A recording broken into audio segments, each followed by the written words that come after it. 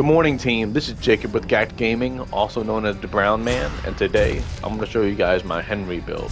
This is the too long didn't read version of Henry's showcase. I did a stream recently showing off the Henry build that I prefer to use, as well as some matches.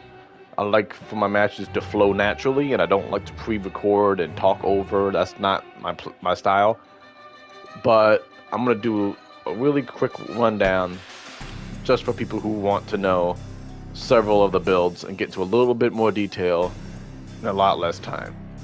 Right, so first we're going to go over the 4 unique traits or perks of Henry. So Henry's active is Unstoppable.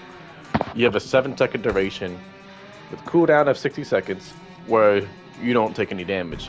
Something to note here is that you can be disrupted. So a Demon Dash will disrupt you, your action, whatever you're doing. A Possession will obviously disrupt you.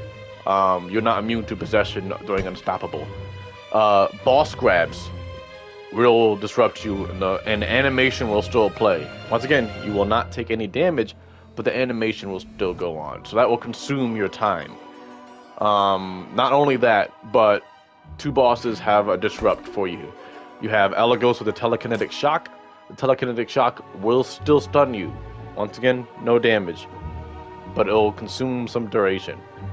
And then we have Henrietta's Fart. Henrietta's Fart will actually constantly disrupt you. No damage, but it'll constantly disrupt you. So that needs to be kept in mind when you're going for a save.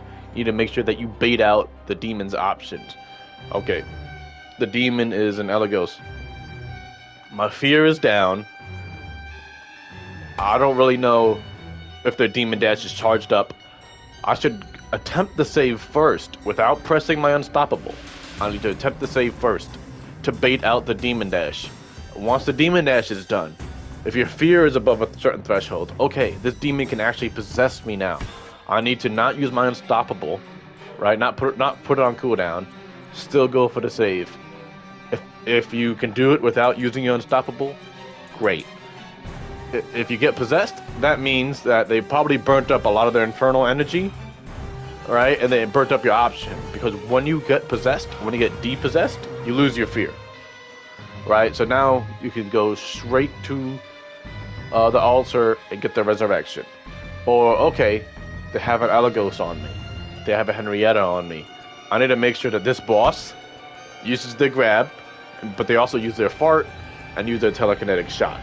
If you don't want to deal with that, just go into a car and wait out the boss. The bosses, they consume energy. Just wait out the boss. Right? Because they can mind game your Unstoppable. They can actually stop your resurrection by consuming time from the Unstoppable. So you have a grab. It takes 4 seconds or whatever, 3 or 4 seconds. Okay, you don't have enough time to be unstoppable during the whole resurrection now. You can now be disrupted. So you always need to keep that in mind against demons who are a bit more analytical than others. Shields up. You get an additional shield bar. So having an additional shield bar obviously goes great lengths. And we'll go into some of the other perk synergies along with that. We have Rebound. So it's not an AoE like Army of Darkness Ash, but it rebounds 30% of the damage back to the attacker. It's actually really funny sometimes seeing creatures and whatnot die because they had smacked you, and I was like, what the fuck happened? I didn't even hit. I was like, a rebound happened. And Battle Hardened. Health and shield bar length increased by 10%. All of these was very simple and straightforward with Henry. That's why I love Henry. He's a very simple and straightforward character. So the first thing that I'm going to go into is my main build, the full turtle build. Everything in his kit seems to say turtle, so I'm going to go turtle, right? We have improved amulet, which increases the length of the shield bars. Normally, 10% is actually not much, but when stacked with his level 25 ability, which increases it by another 10%, you have a 20% increase. That's a pretty meaty increase, right? Not only that, but that goes for reinforced amulet. Incoming damage is reduced when you have a shield active. Only when you have a shield active do you get an extra 10% damage reduction. So having the extra shield bar right here and Battle Hardened once again gives you a longer window to have damage reduced for yourself. I go into all 3 seasoned survivors. Bosses are inevitable, and in this meta, possessed basic unit spam is almost inevitable as well. You're going to run into that. So these are definitely going to be the main sources of damage coming your way. For most of the Elagos players, there will be elites, especially if there are hunters, because elites take reduced damage from ranged weapons, right? And of course, we have Tougher Than Hell to increase your durability, right? These are the length in which I go for Henry. Full Turtle, and it buys a lot of time for your active ability, which is on the 60-second cooldown. So if a possessed basic is attacking you a lot, boom, boom, boom, boom, boom, it takes a possessed Elagos 4 or 5 hits to remove 1 shield bar. That's a couple of seconds off of your active ability to prepare you for a resurrection, to prepare you for getting into a car. You can just pop your ability and get into a car and just leave, right?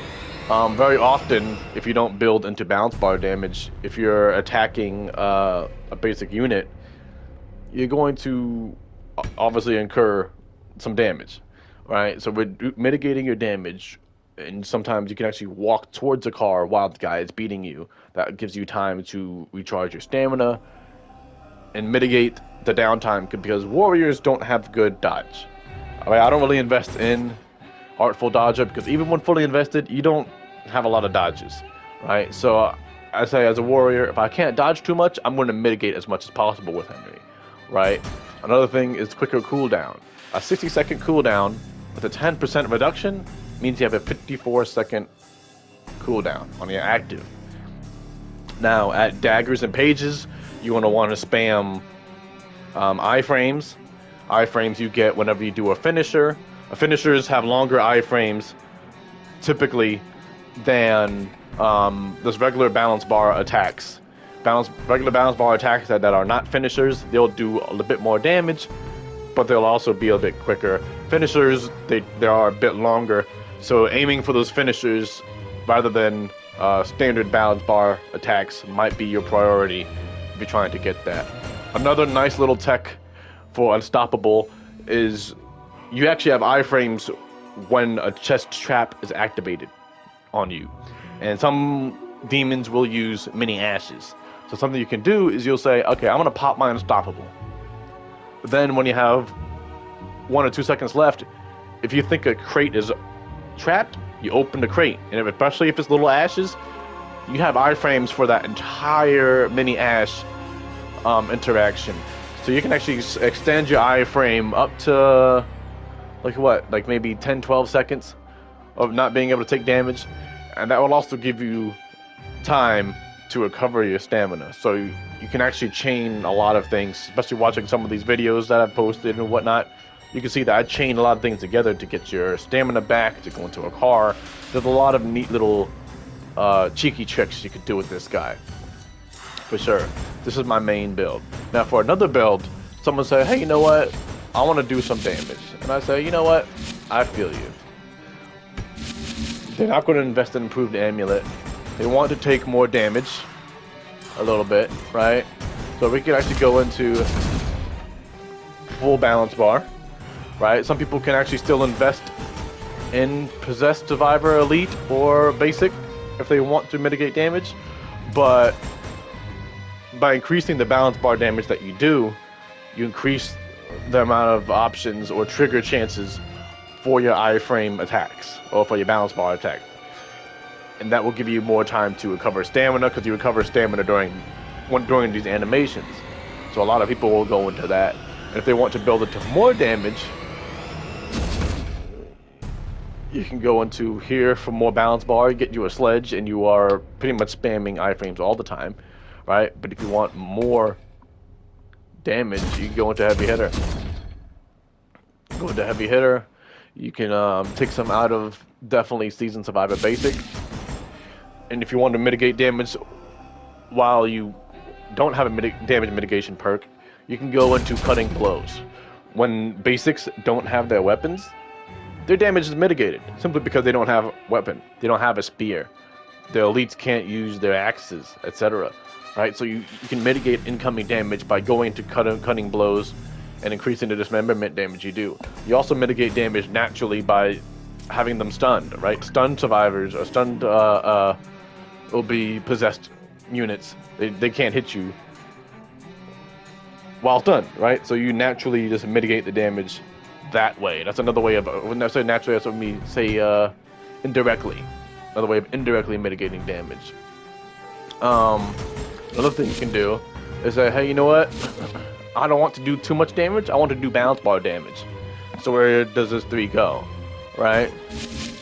You can actually go there.